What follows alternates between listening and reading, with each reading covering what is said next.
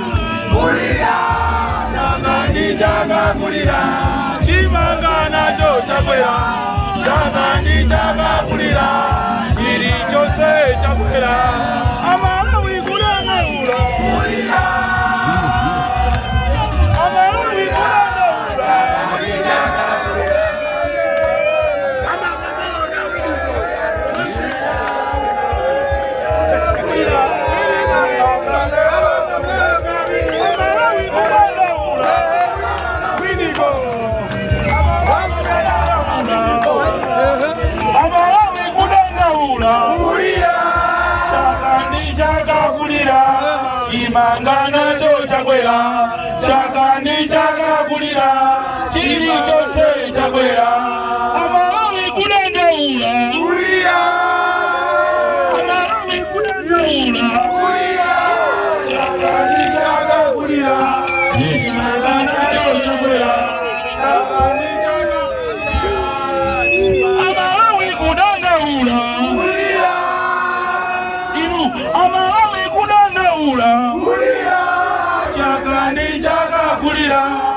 chimanga nacho chakwera chakandi chakakulira chilichonse chakwera abale Amalawi kudandaula abalenga Amalawi kudandaula chakandi chakakulira chimanga nacho chakwera chakandi chakakulira chilichonse chakwera Amalawi kudandaula abale kuma Amalawi kudandaula chakandi chakakulira chimanga nacho chakwera chakandi chakakulira chilichonse chakwera nthawi ino aliyense azilire kandi anache aliyense azilire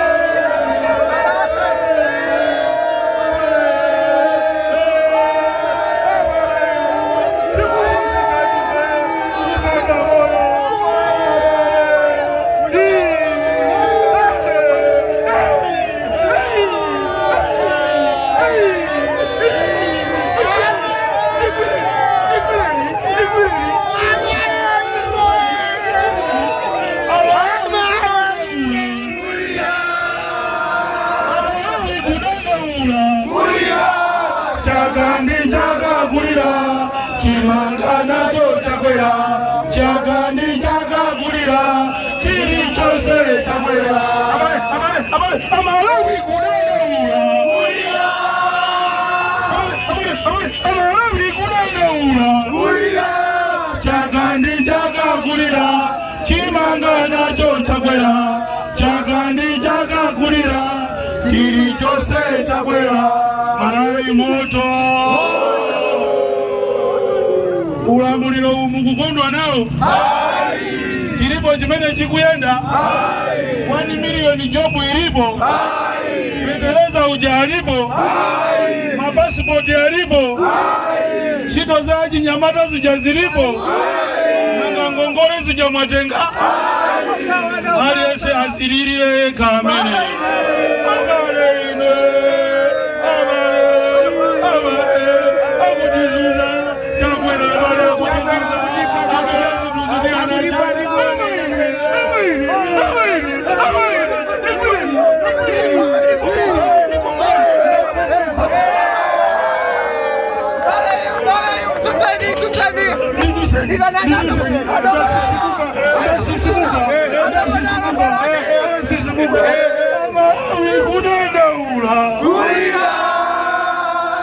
Amalawi kudandaula chakandi chakakulira chimanga nacho chakwera chakandi chakakulira chilichonse chakwera Malawi moto wachinyamata nzathu amene anamwalira kuchikangano Saulos Chilima pangozi ya ndege ino tikhale ndi 1 minute silence yokumbukira mzimu wa Chilima ndi ena onse amene anamwalira pangozi imene ya ndege tiyeni tikhale 1 minute silence Lubanga live. Yeah, live. Ile kulida kupiga.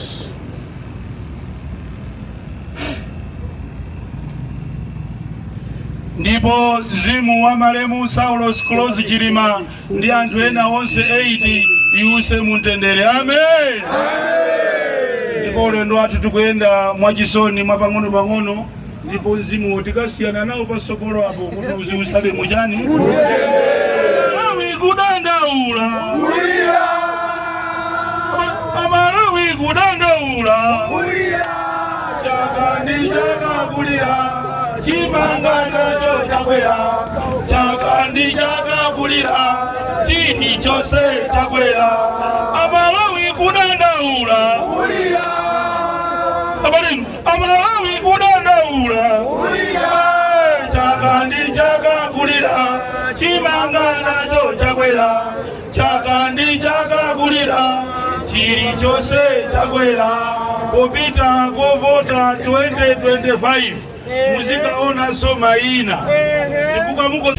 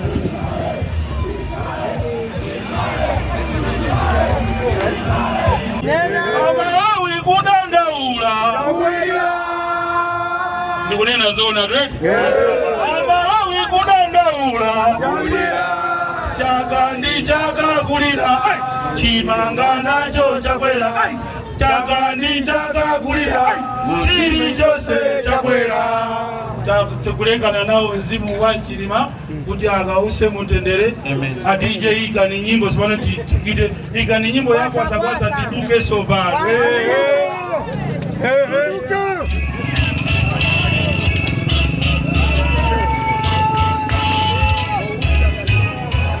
Freedom is coming tomorrow.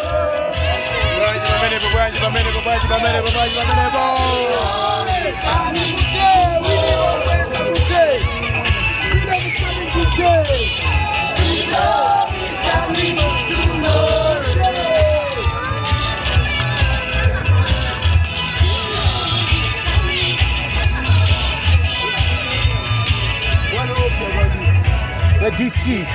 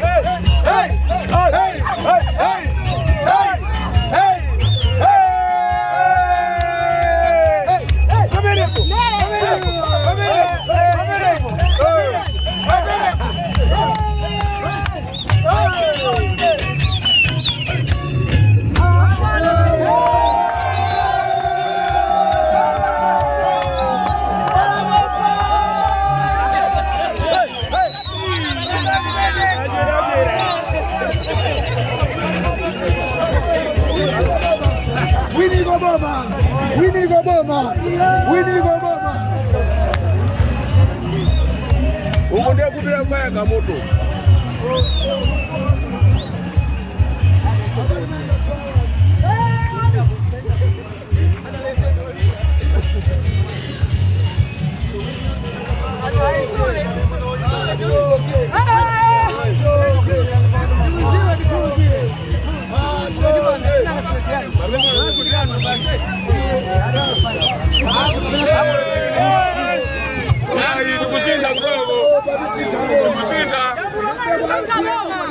Agana roso kuota kawili.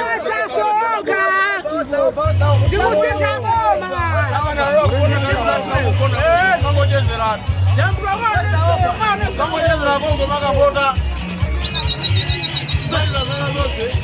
Yama kujonga. Twende jaingi kuta.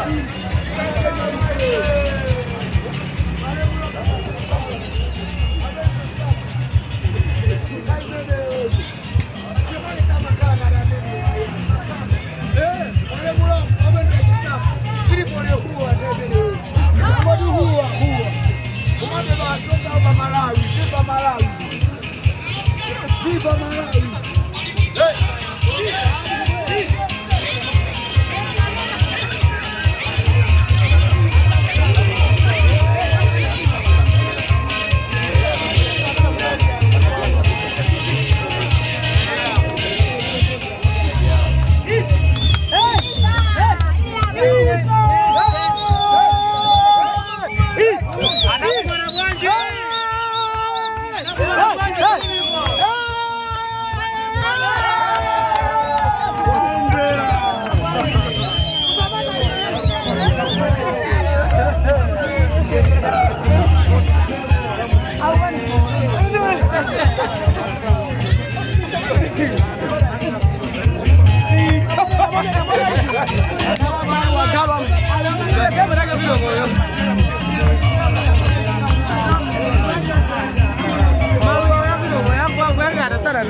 Bunge la NRB limene likupondera ntchito zake ku Central Region, ndipo anthu akumwera, anthu aku Eastern Region, anthu akumpoto alibe mpata olembesa.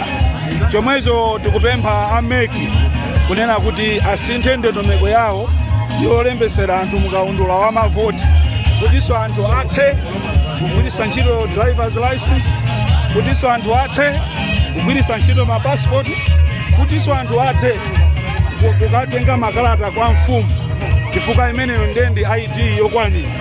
Koma amene akugwirira ntchito a NRB ndi ndondomeko ya ameki akufuna kuti chisankho cha 2025 chisasokonekere chifukwa kuno kumwera kunama zambiri manena kuti machini awo aonongeka, network kulibe, komanso majenereta aonongeka. Ndiye choncho ife tikukapereka nkhani imeneyi kwa GC. Komanso pali nkhani ya polisi yongomanga anthu chisawawa, nkhani za ndale, kumumanga munthu ku Blantyre kwamusiya ku Lilongwe, munthu ku Mzuzu kwamusiya ku Lilongwe, kumutenga munthu ku Blantyre kwamusiya ku Dwangwa. Ngati madalena mulibe polisi. Komanso kuphatikiza pamenepo tinali ndi nkhani ya Malawi Revenue Authority imene anatulusa msonkho, anachita introduce msonkho umene umaphinja Malawi. titokoze Abizwi ashiyo aku MRA chifukwa chokuti apanga chotekera apanga zofunikirazo kuti msonkho umene boma lidayika pa Malawi kuti akalipira beauty akalipira Malawi Bureau of Standards azigulaso mastika yatokoze a MRA kuti achosa msonkho umenewu ndipo ulendo wathu sitikupitaso ku MRA tikupita straight kupita kwa DC. tipemphere amene tikutola nkhani kuti ndibwino kuti pazikhala space osapanikiza choncho a president akawi chifukwa malamulo amapangidwa ndiye ku parliament kosi kumakhala nkhano kumakhala anthu ndipo malamulo akapangidwa amapangidwa kuti akhale a Malawi tengati malamulo sali bwino Amalawi akuwaphinja timayeneranso kuti malamulo amene asagwirenso ntchito paje malamulo sakupangira nkhano ya sakupangira agalu akupangira Amalawi ndi asakhale ndi malamulo oti Amalawi akalephere kuchita exercise ufulu wawo mu dziko lawo. Yes, we are going to the DC's office to present our petition. We are calling upon NRB to change the system to allow all Malawians to register to have the IDs. Also to ask MEC that they should also have an overhaul to allow Malawians to register during the forthcoming tripartite elections.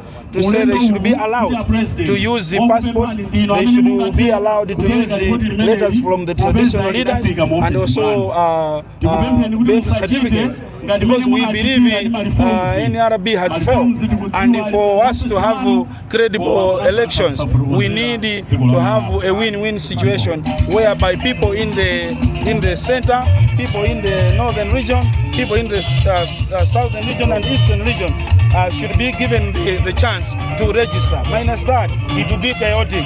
At the same time, we are also asking Malawi Police through Yolam, the Inspector General, not to arrest people because of political issues.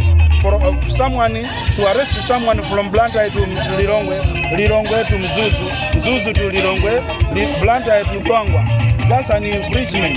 So we want Malawi Police to stop these madness. Instead, they should promote their officers who doesn't have any rank than to be arresting people willy-nilly. That's what we are looking for. On the making identification issue, do you think your claims are legally binding?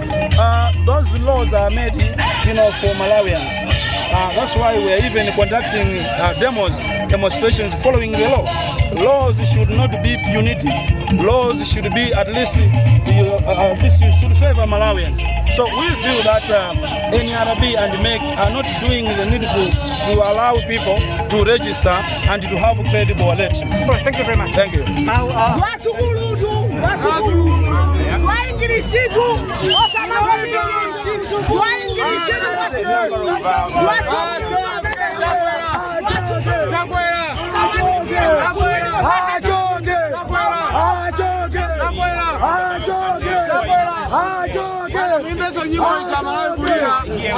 one of the organizers of the march.